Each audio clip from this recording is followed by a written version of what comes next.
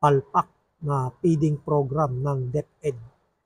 10 sa 17 rehiyon sa bansa ang hindi nakinabang sa school-based feeding program ng Department of Education noong nakaraang taon sa ilalim ng pamumuno ni Vice President Sara Duterte ayon sa audit report ng Commission on Audit.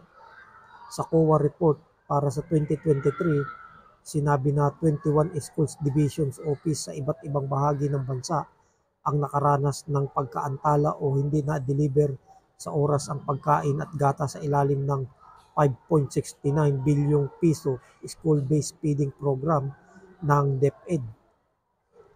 Pero bukod sa naantala, ang nakakasyak ang sinabi ng COA na inaamag at nabubulok na ang mga pagkain kaya gaya ng Nutriban.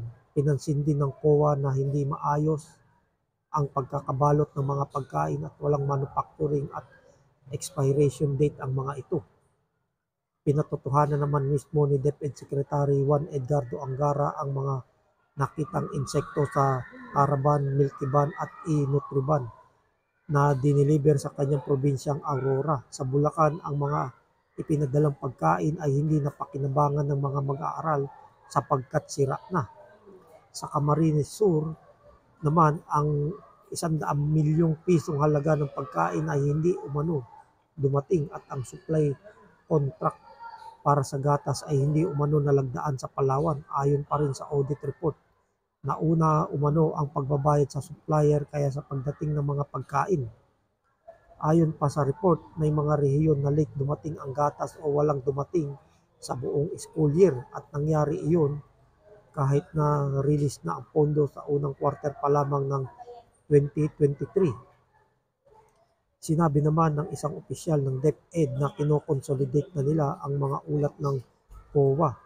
Kamakailan lamang umano nila natanggap ang notices ng ahensya. Ayon pa sa opisyal, ang mga sirang Nutriban at gatas ay ibinabalik sa supplier upang palitan. Walang dagdag na gastos dito ang gobyerno. May pait sa tinig ni Secretary Angara nang sabihin na maaaring ma-blacklist ang supplier sa nangyaring ito.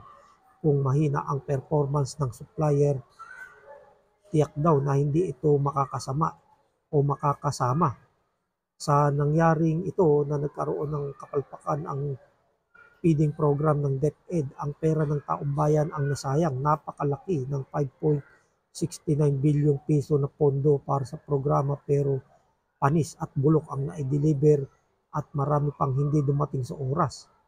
Nararapat magkaroon ng investigasyon sa nangyari at panagutin ang mga may sala. Hindi dapat basta mabaliwala ang nangyaring kapalpakan sa DepEd.